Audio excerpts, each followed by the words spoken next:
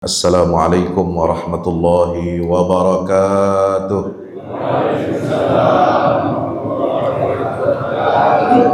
Alhamdulillahi wa kafa. Wassalatu wassalamu ala rasulihil mustafa wa ala alihi wa ashabihi ahli sidqi wal wafa. La hawla wa la quwwata illa billah. Usi nafsi wa iyyakum bitaqwallah, ittaqullaha haqqa tuqatihi wa la tamutunna illa wa antum muslimun. Yang sama kita hormati, kita muliakan para tuan-tuan guru, para ulama, para asatidzah, wabil khusus orang tua kita, guru kita Al-Mukarram Kiai Haji Muhammad Dahlan. Beliau ini sesepuh yang luar biasa. Tadi kita sudah dengarkan mutiara-mutiara nasihatnya buat kita semua, pesan dari guru-guru beliau. Beliau ini ayah dari sahabat saya, Ustadz Husain Dahlan. Alhamdulillah, mudah-mudahan kita berdoa kepada Allah agar Allah panjangkan umurnya, sehatkan badannya, berkahi keluarganya, anak muridnya, anak cucu, anak mantunya, mudah-mudahan jadi pemimpin-pemimpin umat Islam. Amin ya rabbal alamin. Demikian pula para asatiz, para kiai, para alim ulama yang tidak saya sebutkan satu persatu. Doa yang sama mari kita panjatkan kepada Allah Subhanahu wa ta'ala. Amin ya rabbal alamin. Yang saya muliakan Ketua DKM Masjid Riyadhus Shalihin dan juga seluruh ketua-ketua DKM yang tergabung dalam forum komunikasi DKM Masjid se-Cikarang Barat. Bersyukur kepada Allah, senantiasa kita panjatkan, kita senantiasa mengucapkan Alhamdulillah sebagaimana yang diucapkan oleh Nabi Daud dan Sulaiman. Ketika Allah Subhanahu wa ta'ala berfirman, "Walaqad ataina Dawuda wa Sulaimana ilma wa qala alhamdulillahilladzi faddalana ala katsirin min ibadihil mu'minin." Ketika Allah menyatakan sungguh kami telah memberikan kepada Nabi Daud dan Sulaiman ilmu, maka keduanya mengatakan segala puja dan puji hanya milik Allah yang telah menganugerahkan kepada kami, meninggikan derajat kami di atas banyak hamba-hambanya yang beriman. Mudah-mudahan kita semua yang hadir di majelis ini, mudah-mudahan kita senantiasa mendapatkan ilmu yang bermanfaat, amin. Bertambah ketaatan kita kepada Allah, amin. Bertambah iman dan amal saleh kita, amin. Mudah-mudahan Allah jadikan keluarga kita keluarga yang saleh, anak cucu kita anak cucu yang menjadi mujahid dan mujahidah fi sabilillah, alim dan alimah. Dan mudah-mudahan kita semua yang hadir di majelis ini, Allah Subhanahu wa ta'ala pertemukan kita semua kelak nanti di dalam surganya Allah. Kita bisa berjumpa dengan Nabi kita Muhammad sallallahu alaihi wasallam. Kita dapat minum dari telaga Kautsarnya Rasul, dan mudah-mudahan kita mendapatkan syafaat dari Rasulullah. Amin ya rabbal alamin. Hadirin hadirat yang dimuliakan Allah Subhanahu wa taala, saya sangat senang, berbahagia bisa hadir kembali bersilaturahim dengan kaum muslimin muslimat Cikarang Barat. Udah lama, dari sebelum Covid saya pernah kemari, walaupun mungkin berbeda masjidnya, tetapi saya masih ingat wajahnya bapak-bapak, ibu-ibu satu persatu. Alhamdulillah. Ketika dulu juga mengisi subuh keliling, diundang juga waktu itu kalau nggak salah di daerah Tambun, tapi alhamdulillah kita semua masih mendapatkan keridhaan Allah Subhanahu wa taala untuk bisa hadir bersama-sama di majelis subuh keliling ini. Alhamdulillah. Hadirin hadirat dimulakan Allah taala. Apa yang disampaikan guru kita Al-Mukarram Kiai Dahlan tadi sangat penting untuk kita garis bawahi. Tugas saya di sini untuk mensyarah sedikit, memberikan hasyiah, catatan pinggir. Kenapa? Penting apa yang disampaikan oleh guru-guru beliau tadi. Yang diantaranya tokoh pahlawan nasional kita dari Bekasi. Ya. Siapa lagi kalau bukan Kiai Haji Nur Ali, Masya Allah. Saya dengar namanya, walaupun belum pernah ketemu orangnya. Tapi orang tua saya kenal, orang tua saya dekat, orang tua saya juga berguru kepada beliau. Sebagaimana berguru kepada Kiai Haji Abdullah Syafi'i, sebagaimana berguru kepada Kiai SS Jam'an dari Muhammadiyah. Jadi orang tua saya ini, ibu bapak saya ini unik. Ngajinya dengan semua kiai ulama dari berbagai macam ormas Islam. Ibu saya dulu sekolah mubalighat, muallimatnya di Muhammadiyah. Ayah saya juga ketika di Jogja SMA-nya di Muhammadiyah. Tapi ketika di Jakarta, ibu saya kuliahnya di Al-Wasliyah. Kemudian setelah pertama dan satu-satunya sekali-kalinya perawan perempuan menggantikan guru beliau Kiai Haji SS Jam'an, waktu itu tokoh Masyumi juga dari Muhammadiyah, diminta untuk mengisi ceramah Maulid Nabi di Istana Negara di zamannya Bung Karno. Beliau berhalangan hadir. Saya nggak tahu berhalangan hadirnya apa karena alasan gitu Pak Kiai ya. Karena waktu itu kan lagi kelas tuh Masyumi sama Bung Karno. Ya, mungkin cari-cari alasan aja, sakit gitu kan. Bisa jadi ya nggak? Kayak Nabi Ibrahim dalam Quran kan bilang, wa qala inni saqim. Ya kan? Nabi Ibrahim itu orang nggak pernah bohong.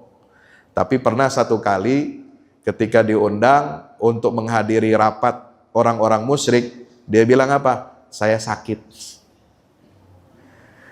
Itu ada di dalam surah Shaffat. Maka ibu saya ditugaskan sama beliau ini untuk mengisi ceramah Maulid Nabi di mana? Di Istana Negara. Dari situlah kemudian beliau banyak berkenalan dengan tokoh-tokoh Nahdlatul Ulama.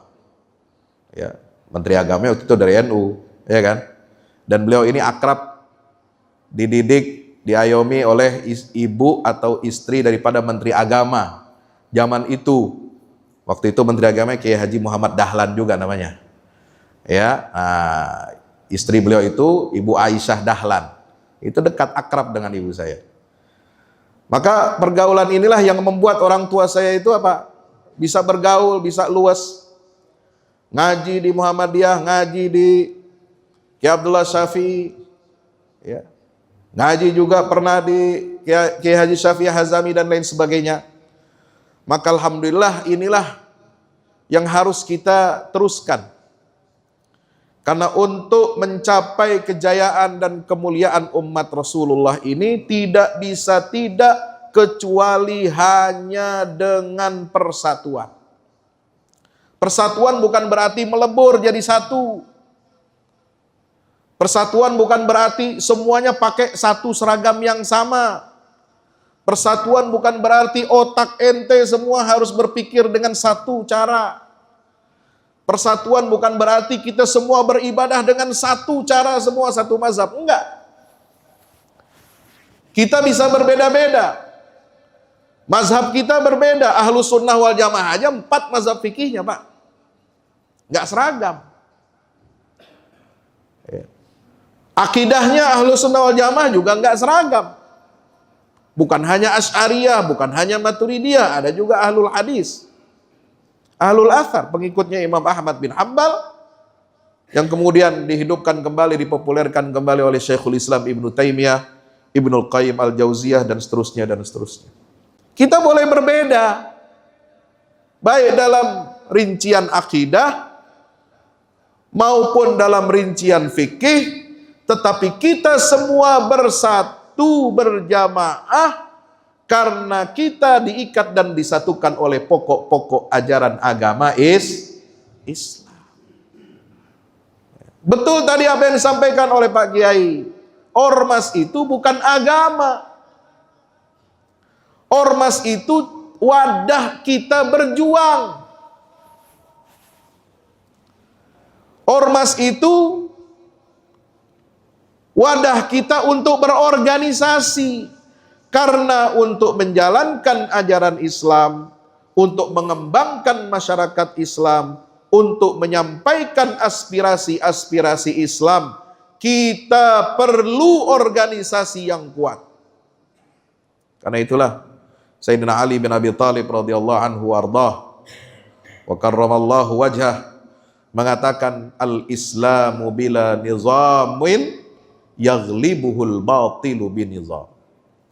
Islam boleh hebat,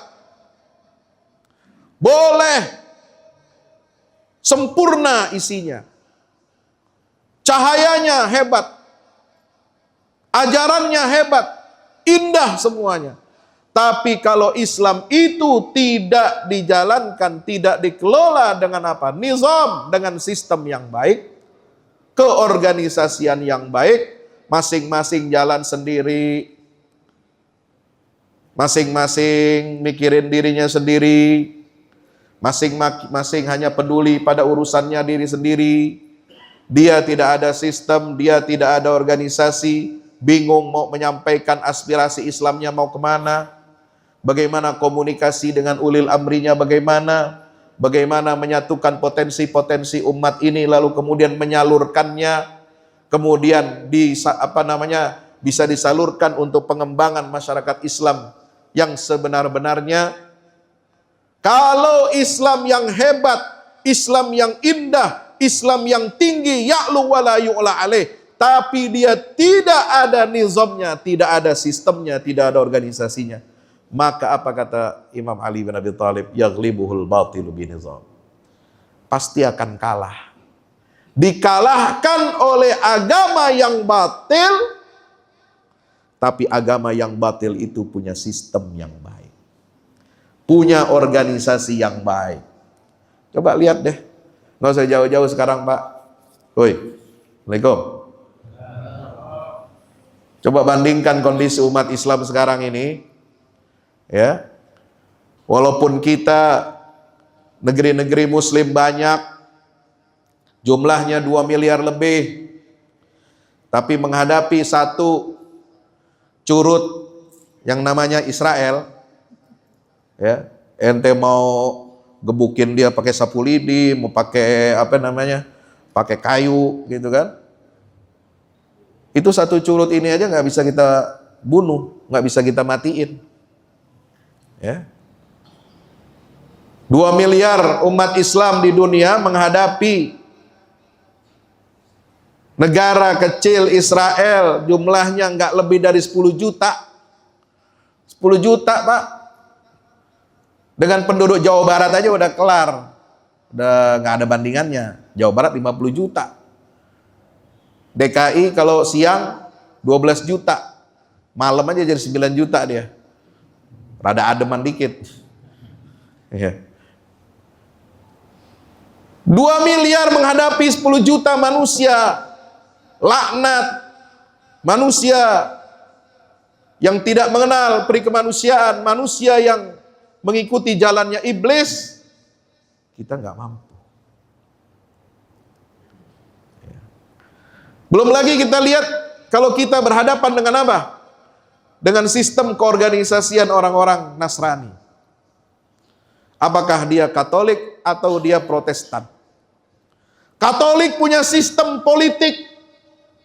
Walaupun dia tidak menyatukan semua negara-negara, yang mayoritas beragama Katolik, dia tidak membangun apa yang namanya khilafah. Assalamualaikum. Tahu khilafah? Iya, kita ditakut-takutin aja kerjanya. Monster itu khilafah, ya. Tapi mereka sudah praktekkan itu. Ada khilafah Nasraniyah, ada khilafah Yahudiyah. Khilafah Kristen dia bikin sistem kepausan. Ya. Karena hebatnya sistem kepausan, sistem khilafah paus ini, dia negara kecil, Pak, negara kota di dalam negara, negara dalam negara. Negaranya Itali, ada kota namanya Roma. Nah, di Roma itulah dia bentuk pemerintahan negara namanya Vatikan. Dia punya duta besar di seluruh dunia, dan negara-negara di dunia mengirimkan duta besarnya untuk Vatikan. Semua urusan dakwah, urusan misionaris, semuanya dikelola dengan sistem yang bagus, pendidikannya, kaderisasinya, duitnya disuplai semua dari Vatikan ke seluruh dunia. Saking bagusnya itu sistem khilafah Vatikan, ampe ke sini ke Jakarta, ampe dicium kepalanya. Betul. Waalaikumsalam. Dicium sama siapa? Ya paus juga kali. La haula wala quwata illa billah. Ya. Kenapa kita bisa seperti ini? Karena kita udah nggak punya harga diri. Kita merasa kecil di hadapan mereka. Ya. Katolik aja, kalau cuma Katolik itu dipisah dengan Protestan, itu jumlahnya nggak melebihi umat Islam, Pak. Protestan, walaupun dia tidak punya kepausan, dia tidak punya kekhalifahan seperti halnya Katolik, tapi mereka kuat dari sisi organisasi. Kaum evangelis di Amerika, agama Protestan bahkan di Indonesia ini kuat jaringan organisasinya, kuat finansialnya, pendanaannya. Maka mereka nggak ada itu namanya bangun gereja minta-minta di pinggir jalan. Woi, pasang speaker, ya, nyalain sholawatan, nyalain ceramah, janurin MJ, kagak ada. Dia mah bangun diam-diam baik. Ya. Tahu-tahu jadi, gede. Itu begitu tuh. Nah kalau kita ini umat Islam kurang apa?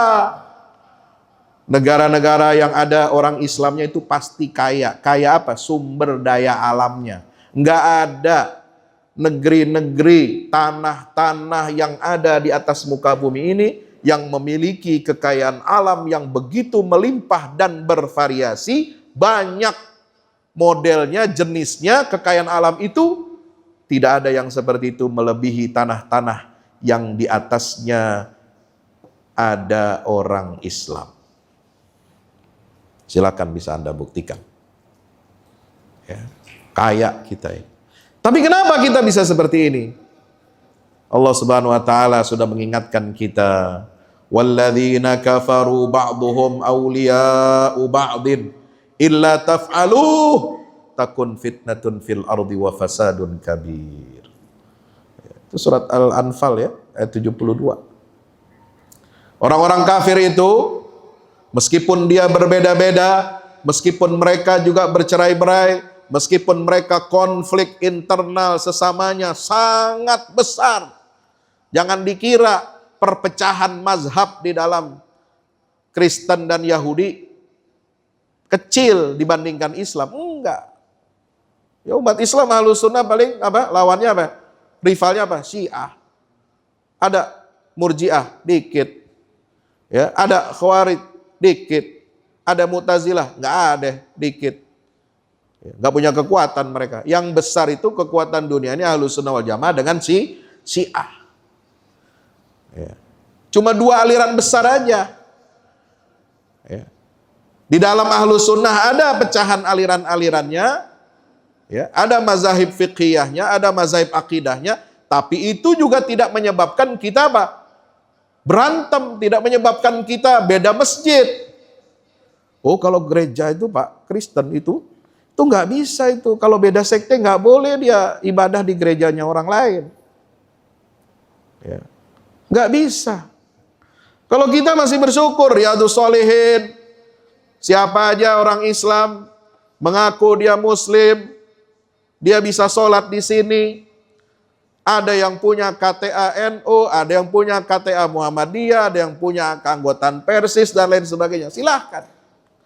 Ustadz-ustadznya yang isi ngajar di sini juga beragam. Khotib-khotibnya juga beragam. Alhamdulillah. Nggak pernah kita ngusir-ngusir orang. Ada di sini. Ditanya dulu, mazhab ente apa? Woi. Nggak ada. Kita bersyukur kepada Allah. Ini sudah bagus. Tapi kita kurangnya apa? Memanage kadang ini, persatuan ini. Kalau udah masuk ranah politik, oh udah tuh. Mulai ribut. Wahabi sama enggak Wahabi. Ya. Tahlilan sama yang anti tahlilan. Itu dibikin-bikin lagi kalau menjelang pemilu. Woi, kitanya pada bego. Mau aja diadu domba begitu terus. Ini kan soal pilkada, pilgub, pilpres itu persoalan kecil. Nah ini yang dibesar-besarkan supaya melemahkan persatuan umat Islam ini, dimunculkanlah isu-isu khilafiyah. Itu sebenarnya faktor politik itu Pak.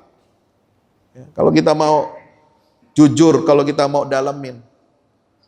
Dibuatlah ketakutan. Dibuatlah halusinasi monster. Awas, hati-hati, bahaya. Kelompok pendukung cagup ini. Kelompok pendukung capres ini. Kelompok pendukung calon bupati ini. Awas, di belakangnya ada ISIS. Apa itu ISIS? Ya. Ikatan suami apa? Istri satu. Betul. Ini kayak kita-kita semua ini. Awas, di belakangnya Wahabi. Kagak demen tahlilan, kagak demen maulidan. Ntar kampung kita nggak boleh, dilarang maulid, dilarang tahlil. Apa urusannya? Gubernur terpilih juga dia datang maulid? Enggak. Iya. Bupati terpilih juga datang, kagak. Lu ribut di bawah soal tahlilan. Lucu bin ajaib. Ya. Selalu begitu. Nah ini harus kita waspadai. Jangan mau kita terprovokasi, terpancing dengan hal-hal seperti itu. Kita menguji siapa calon kita yang akan kita pilih sebagai pemimpin harus dengan apa? Pengujian yang rasional, programnya, visi misinya, bagaimana kapabilitasnya, kemampuannya, siapa orang-orang di sekelilingnya yang diajak, apakah orang-orang yang suka berkhianat, orang-orang yang suka korupsi, itu yang kita nilai. Siapa cukongnya yang danain dia? Lah iya.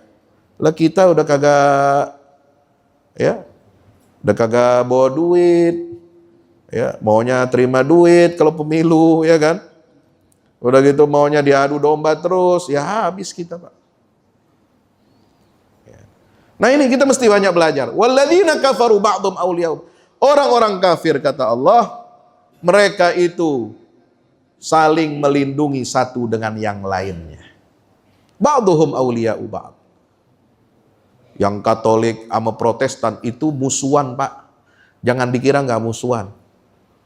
Musuhannya Masya Allah. Lebih daripada Sunni Syiah musuhannya. Ya.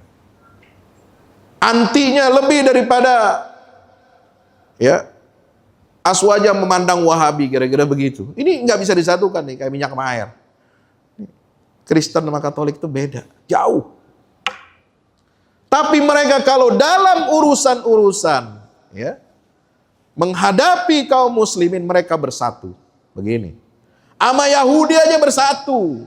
Padahal Yahudi mereka tuduh sebagai biang keladi yang menyebabkan terbunuhnya dan disalibnya Yesus Kristus. Darah Yesus itu karena apa? Karena perilaku perbuatan Yahudi. Itu mereka yakini. Tapi kalau menghadapi umat Islam, Yahudi ini di backup mati-matian sama Kristen. Ya. Dibela, Pak. Maka saudaraku yang dirahmati Allah Subhanahu wa taala, kenapa Yahudi ini Israel masih kuat? Ya, sampai sekarang.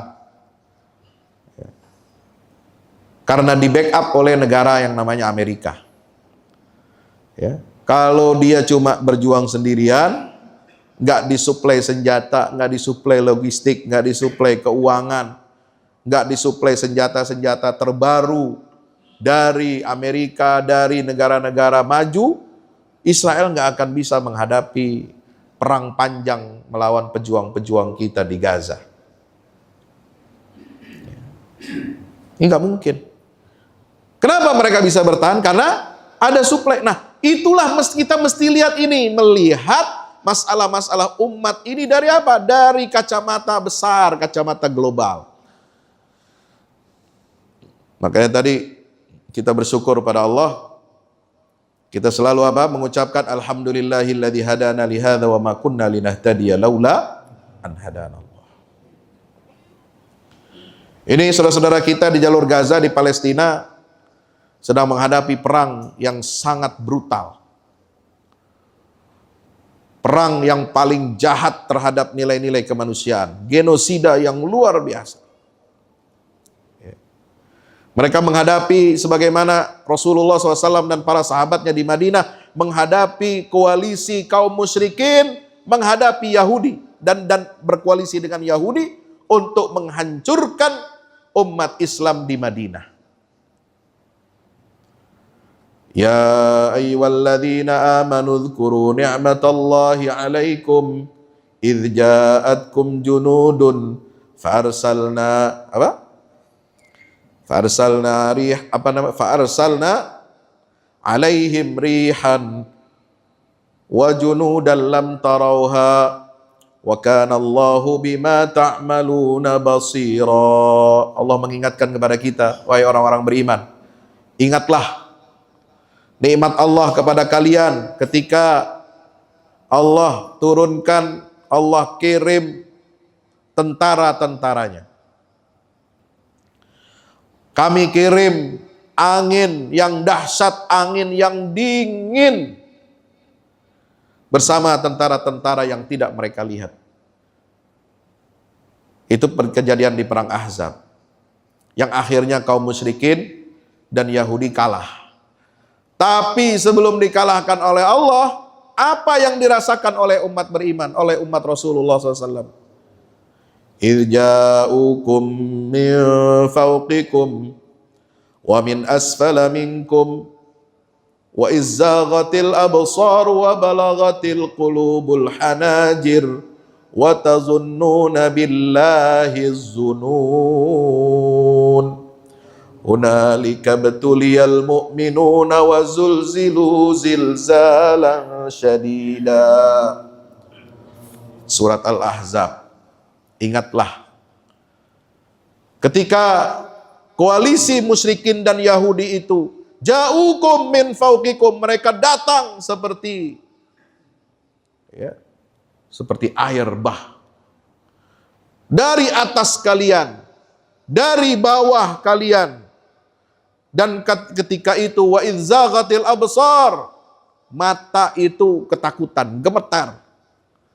Wa balaghatil qulubul hanajir, hati orang-orang yang beriman itu naik kemana? Ke tenggorokannya. Kenapa? Karena rasa takut. Seolah-olah nyawa mereka sudah ada di tenggorokan. Kenapa?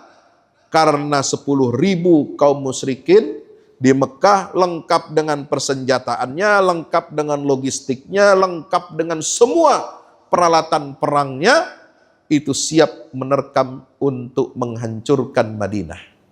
Belum lagi ditambah dengan apa?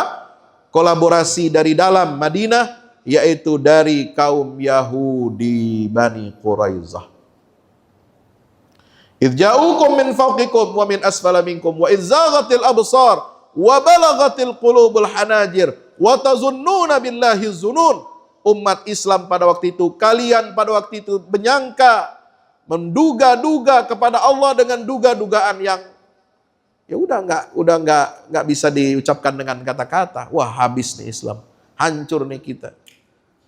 Bagaimana nasib kita? Bagaimana nasib Islam? Hunalika betuliyal mu'minun. Disitulah orang-orang yang beriman itu diuji keimanannya oleh Allah. Wa zulzilu zilzalan syadida, dan mereka digoncangkan dengan sekeras-kerasnya. Hadirin yang dirahmati Allah, apa doa Nabi SAW ketika perang Khandaq? Kalau kita baca dalam sirah Nabawiyah, Nabi mengajarkan doa kepada para sahabatnya. Apa doa yang dipanjatkan oleh Rasulullah SAW? Allahumma laulaka mahtadaina wala sallain wala sumna wala sallaina. Ya Allah, kalau bukan karena Engkau, kami tidak akan mendapatkan petunjuk hidayah. Kalau bukan karena Engkau menurunkan cahaya, menurunkan wahyu kepada Nabi Muhammad SAW, kami tidak akan bisa sholat, kami tidak akan bisa puasa. Fa'anzilan sakinatan alaina. Ya Allah, ya Rabb, turunkanlah sakinah. Turunkanlah rasa tenang dan tentram kepada kami. Fa'anzilan sakinatan alaina in laqaina. Jika kami berhadapan bertemu dengan musuh. Yang diminta oleh para sahabat apa? Rasa tenang. Ini kunci dan senjata. Ketika umat Islam di dalam Madinah, bagaimana dia bisa menerima bantuan dari luar? Ada nggak? Nggak ada.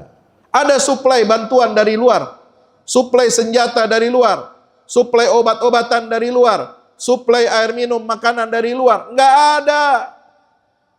Apa satu-satunya sandaran? Hanya Allah Subhanahu wa ta'ala. Udah dikepung Madinah,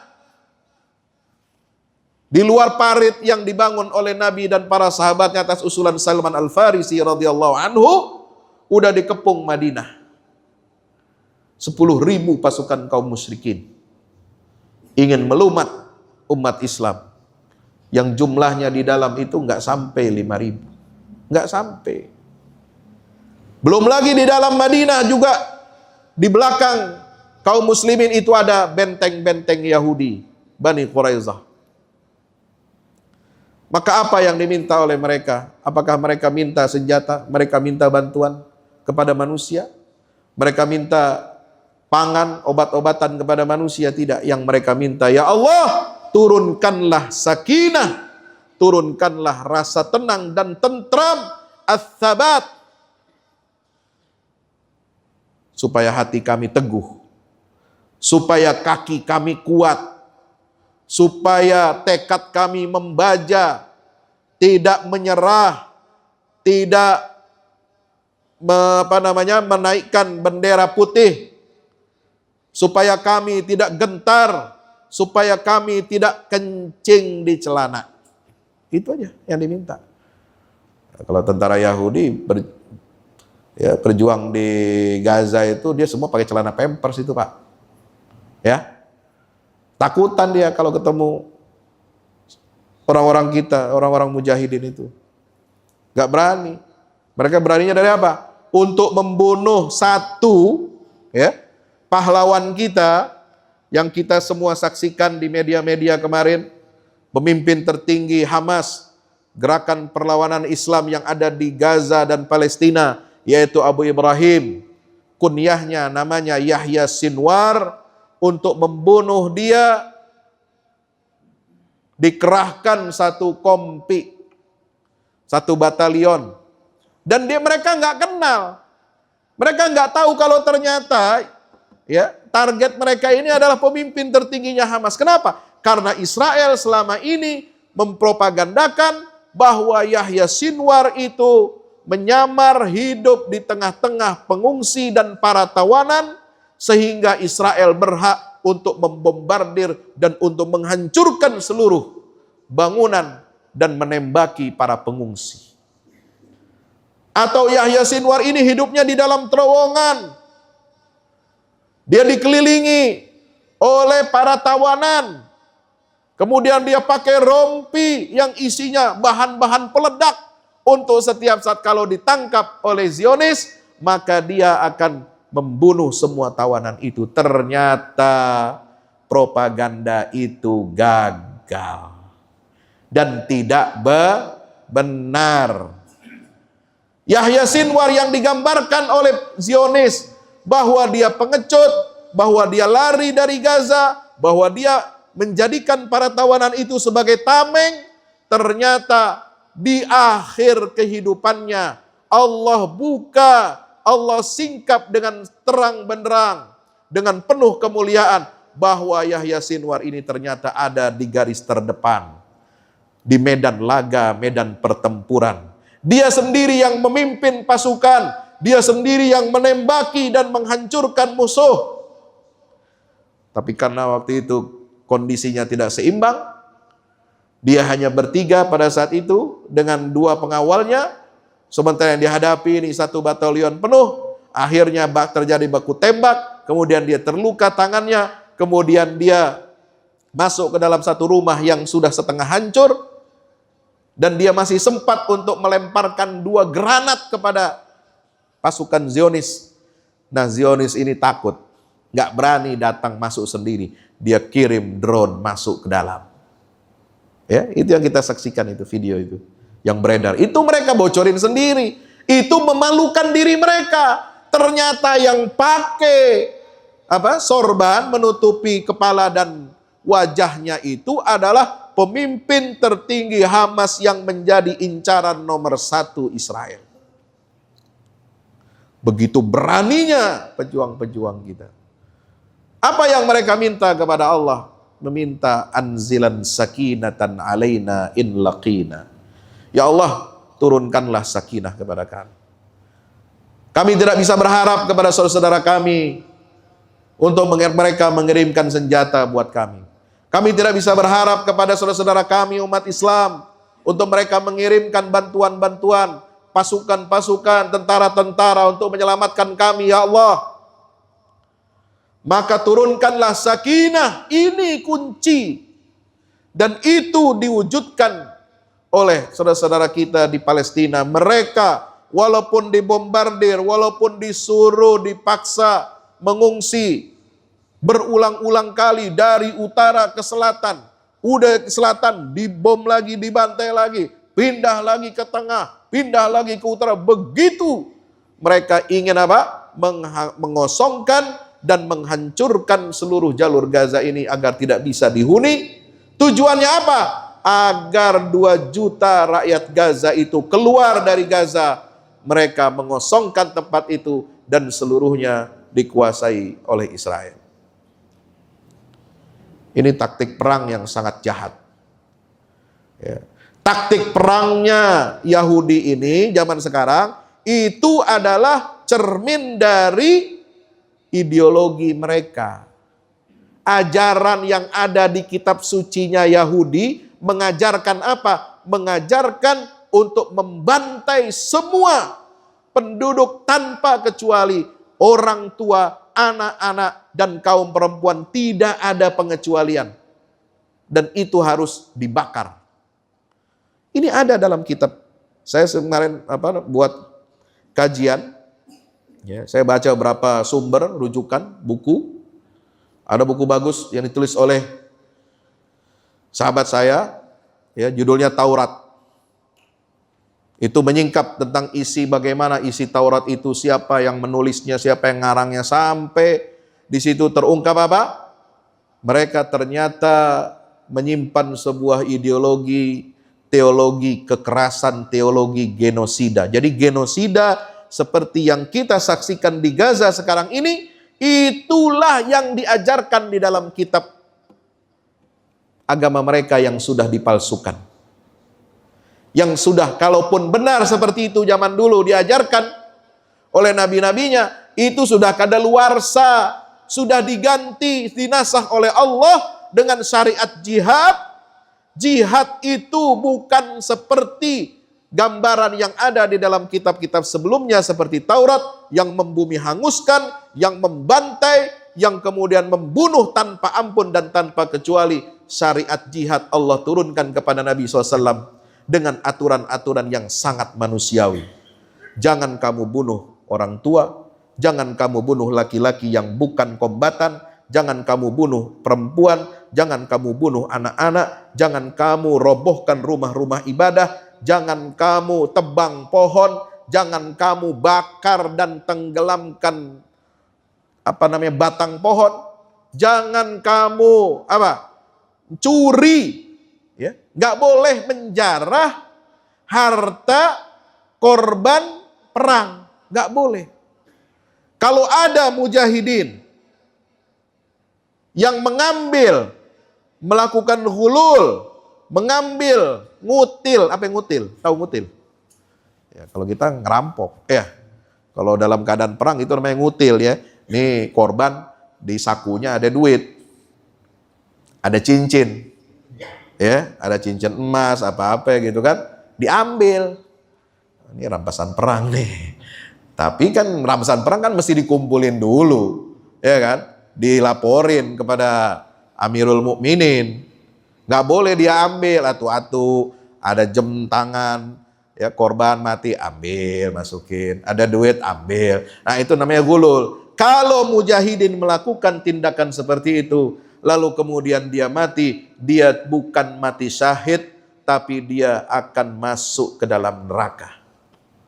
Ini Nabi SAW yang mengatakan. Nabi tidak mau mensolatkan jenazah orang yang mati di medan pertempuran, tapi ketika dibuka pakaiannya, ternyata dia ngambil harta yang bukan miliknya. Ini Islam, Pak. Jauh dengan syariat agama sebelum Islam, udah dinasakh itu semua. Nah, ini kita semuanya, Bapak Ibu dirahmati Allah Subhanahu wa taala, mari kita senantiasa perkuat barisan kita. Kokohkan kita punya persatuan. Jangan dikira, jangan kita menganggap terbunuhnya pemimpin para mujahidin itu akan melemahkan saudara-saudara kita. Ya, tidak akan membuat mereka lemah, tidak akan membuat mereka takut, tidak akan membuat mereka menghentikan perlawanan, karena masalah yang mereka hadapi ini adalah masalah penjajahan. Sama seperti kita dulu, bangsa Indonesia dijajah oleh Belanda, walaupun kita dikasih kemakmuran, walaupun dikasih kerjaan, walaupun kita dikasih makan sama mereka, tapi yang namanya bangsa terjajah, kita hidup tidak merdeka, kemana-mana harus lapor, pergi keluar kampung harus bikin catatan, ya kan begitu zaman dulu. Sistem stelsel zaman Belanda. Ya, kita di Betawi dulu, Batavia, orang dari satu kampung, ini kampung Arab. Saya tinggal di Jakarta, di Jakarta Barat, kampung Arab, Pekojan. Ada kampung Cina sebelahnya, Glodok, tahu Glodok sono? Pecinan. Nah, ada markasnya Belanda, itu yang apa namanya? Kota tua sekarang, Museum Fathahillah, terus sama Museum Bahari, itu Belanda. Ada Belanda, kantongnya ada Arab, ada Cina. Ini kita keluar dari kampung, satu kampung kita mau melewati kampung lain, mau keluar sono, mesti izin. Ya, ada catatannya, pulang nggak boleh lebih dari jam sekian. Nggak bisa merdeka kita. Ya, kalau tadi Pak Kiai menceritakan ada berdiri Jamiatul Khair, ya, di awal abad ke-20, itu di Tanah Abang, itu sebenarnya itu cabang. Ya, itu pindahan. Jamiatul Khair berdiri tahun 1901, itu di kampung saya di Pekojan. Masjid dulu pakai musola, sekarang masih ada musolanya, ya. Kumpulnya tokoh-tokoh Jamiat Khair, ada di situ Ahmad Dahlan, ada di situ Cokro Aminoto, ada di situ Habaib, ada di situ tokoh-tokoh pergerakan, mereka mendirikan organisasi namanya Jam'iyatul Khair. Dan Jam'iyatul Khair ini didirikan atas perintah, atas mandat dari Sultan Abdul Hamid II dari Khilafah Turki Utsmani. Memberikan mandat kepada seorang Habib yang menjadi pelajar sekolah atau perguruan tinggi di bidang politik di Istanbul. Dia diberikan mandat supaya umat Islam, tokoh Islam di Indonesia mendirikan organisasi untuk membangkitkan kesadaran modern bagi rakyat Indonesia yang beragama Islam untuk melawan penjajah. Dimulai dari mana? Dari pendidikan. Makanya Jam'iyatul Khair bikin sekolah. Dari situlah Ahmad Dahlan mendapatkan inspirasi lalu membuat Muhammadiyah. Sekolah Jam'iat Khair pertama itu masih ada gedungnya, bangunannya ya, nempel dengan Masjid Jami An-Nawir Pekojat, tempat saya di situ ngajar. Ya, saya mau orang situ, lahir di situ. Ya. Itu bekas kelasnya masih ada tuh. Ya, ada Langgar Tinggi, ada ini. Dulu sebelum pindah ke Tanah Abang di situ 1901. Maka mari kita ya, satukan saf perjuangan kita, perbaiki pendidikan kita, karena kalau pendidikan umat ini payah, kita nggak bisa berharap. Maka pendidikan harus kita kuatkan. Nilai karakter anak, karakter moral, karakter untuk dia menjadi pejuang yang tangguh. Ya, apapun dia belajar, menjadi spesialisasi apapun dia, boleh jadi insinyur, boleh jadi dokter, boleh jadi sarjana ini, boleh jadi guru, boleh jadi pengusaha, jadi wira swasta, wira usaha, atau dia ASN, atau dia pejabat dan lain sebagainya, silahkan. Ada yang mau jadi ustadz, boleh. Tapi jangan lupa status Anda sebagai muslim, Anda harus memperjuangkan aspirasi umat Islam dimanapun posisi kita. Apapun ormasnya kita harus bersatu padu. Ya, seperti dulu NU, Muhammad NU dan Masyumi, walaupun beda partai, tapi tetap memperjuangkan ideologi Islam di konstituante. Bahu-membahu melawan apa? Melawan PKI, komunis. Ya kan? Bahu-membahu Pak, baik di era akhir Orde Lama maupun di awal Orde Baru, semuanya bersatu padu. Sehingga kekuatan Islam ini tidak bisa diremehkan. Kekuatan Islam ini tetap terus menjadi pedoman, menjadi kompas yang menggerakkan kita kemanapun kita berada, kita berjuang, kita harus tetap sama, kita mencintai umat baginda Rasulullah Muhammad sallallahu alaihi wasallam. Nah, itulah yang mungkin dapat saya sampaikan. Tidak bisa berpanjang kalam karena udah mataharinya udah naik ya. Mudah-mudahan perjumpaan kita ini senantiasa mendapatkan ridha Allah Subhanahu wa taala. Kita semuanya mendapatkan bimbingan ya, mendapatkan kesehatan, mendapatkan keridhaan Allah. Jangan lupa kita doakan para pemimpin-pemimpin kita ya, yang baru dilantik ya, menteri-menterinya juga baru dilantik. Kita doakan yang baik-baik. Boleh pilihan politik kemarin kita berbeda, tapi kalau sudah ditetapkan satu pemimpin ya, diakui oleh undang-undang dan hukum negara, maka kita harus tunduk, sami'na wa ata'na. Seraya kita tetap saling mengingatkan kepada pemimpin untuk menerapkan firman Allah Subhanahu wa taala di dalam Al-Qur'anul Karim surah An-Nisa ayat 58. Ya. Ya, innallaha ya'murukum an tu'addul amanati ila ahliha wa idza hakamtum bainan nasi an tahkumu bil adl. Tugas dan kewajiban pemimpin kepada rakyatnya cuma dua, amanah dan adil.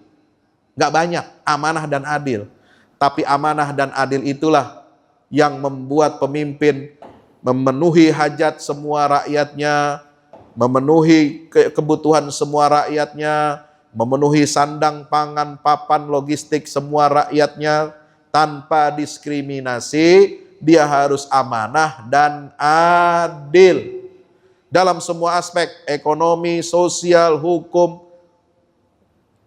kebudayaan dan sebagainya. Dan tugas kita, kalau pemimpin kita amanah dan adil, maka tugas kita umat Islam ada tugasnya.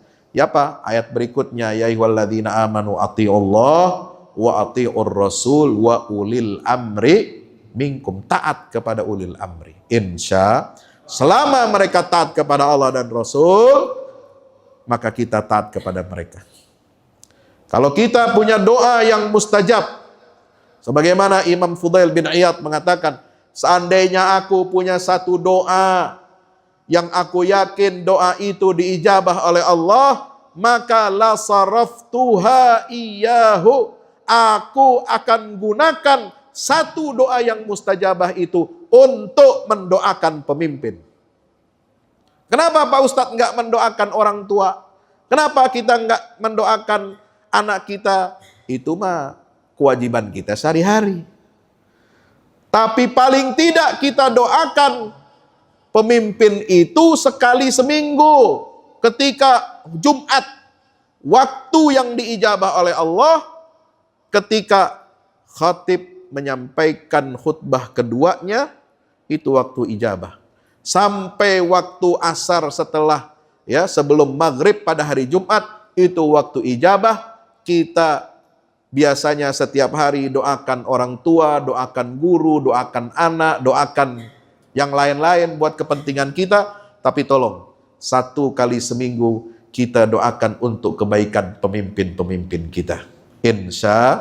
Karena kalau pemimpin kita baik, kebaikannya akan menyebar untuk seluruh negeri. Keadilannya menjadi apa? Menjadi santapan buat ke seluruh rakyatnya. Kalau pemimpin jahat, maka dengan doa kita, insya Allah, Allah jaga kita semua rakyatnya dari kejahatan pemimpin itu. Amin ya rabbal alamin. Aqulu qauli hadza astaghfirullah li wa lakum. Wassalamualaikum warahmatullahi wabarakatuh.